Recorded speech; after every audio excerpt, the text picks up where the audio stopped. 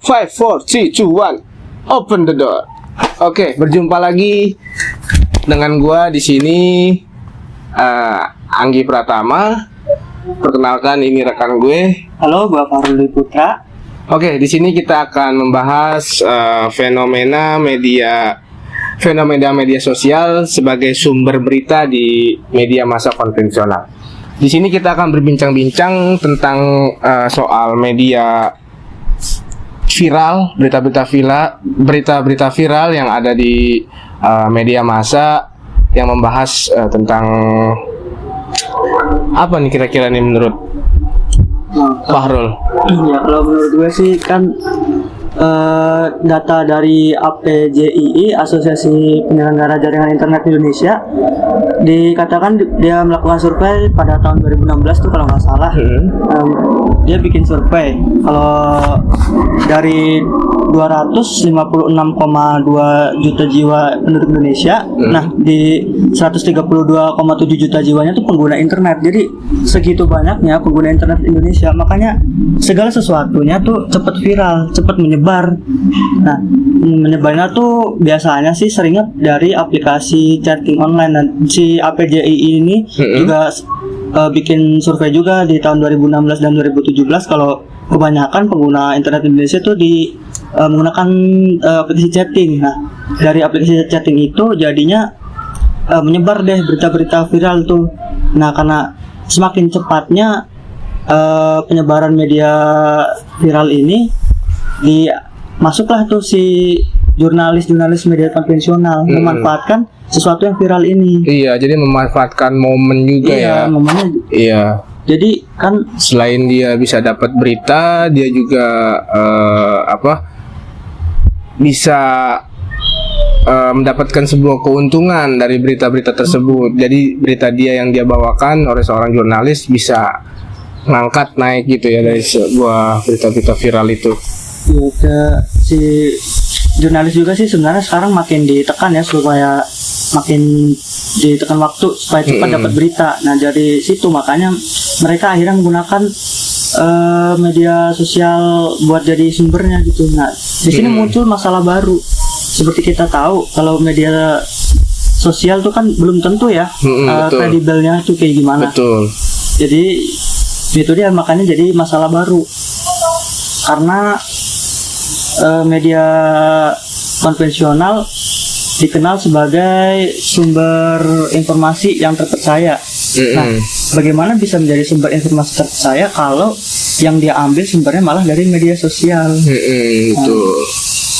Jadi sebenarnya berita tersebut bisa dibilang valid dan juga tidak valid ya, karena berita tersebut sumbernya dari media sosial yang belum tentu kita tahu itu asalnya itu benar atau tidaknya, itu kita masih belum tahu. Dan media sosial ini tak hanya berpengaruh pada gaya hidup masyarakat, tapi juga pada kinerja jurnalistik, mulai dari pengumpulan hingga penyebaran berita ya. Ada salah satu itu media berita namanya CNN. Dia itu ngambil berita sengaja dari media sosial dan di lagi ke media konvensional. Itu emang kalau dia itu sengaja, karena dia melakukan kayak collaboration gitu. Jadi antara media sosial dan konvensional melakukan kolaborasi. Jadi kerja jurnalis nggak cuma mengumpulkan berita ya secara lama, jadi gunakan cara baru. Cara baru itu dari media sosial. Jadi dia ngambil sebuah upload video-video, potongan-potongan video gitu ya, yang dia upload buat sebagai bahan berita dia gitu. Ya, kalau itu emang dia sengaja. Kalau nggak salah ada deh beritanya. Kita lihat cuplikannya untuk berita tersebut.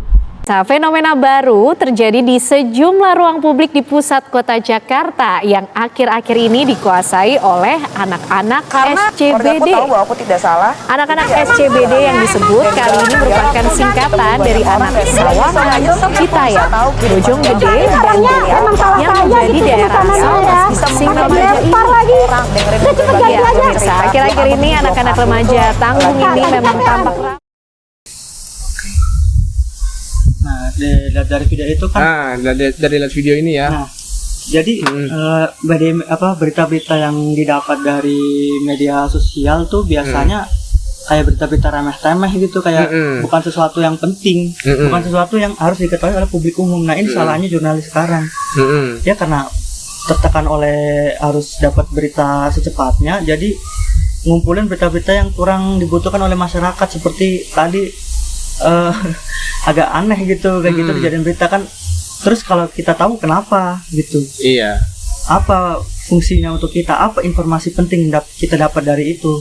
Nah itu, dan menurut Nagin, Matthew Flanagan, dia menyatakan kalau suatu kredibilitas suatu berita itu tergantung dari sumbernya. Kalau berita tersebut sesuai dengan sumbernya, maka berarti berita itu kredibel. Nah, kalau dari media sosial ini kan belum tentu ya. Kalau belum tentu dari sumbernya tuh sesuai dengan yang diberitakan, sesuai dengan kenyataan atau tidaknya gitu lah. Karena bisa diubah-ubah. Iya, bisa diedit-edit. Media sosial itu kan biasanya dia punya struktural di dalam itunya agak berbeda dengan konvensional yang ada redaktur lah atau editornya. Nah kalau di media sosial itu biasanya cuplikan video biasanya juga langsung, jadi nggak ada filter-filternya lagi. Nah, bisa aja dirubah, bisa aja diganti-ganti. Nah di situ kredibilitasnya agak diragukan. Tuh guys, fenomena media berita viral di media massa konvensional itu kita harus bisa memilih-milih untuk mengambil sebuah berita ini valid atau tidak. Tuh guys. Nah, media massa juga harusnya sebagai yang paling berpengaruh pada kehidupan sosial, salah satu yang paling berpengaruh ya.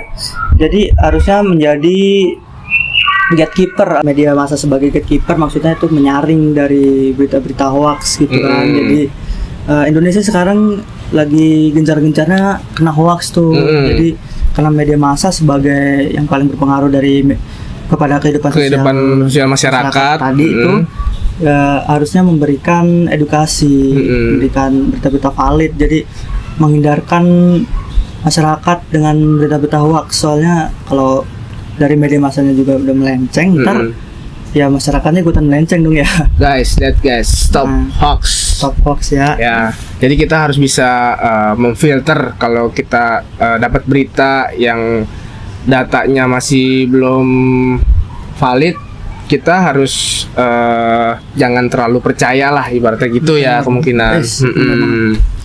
Oke guys, mungkin cukup sampai di sini saja obrolan kita hari ini.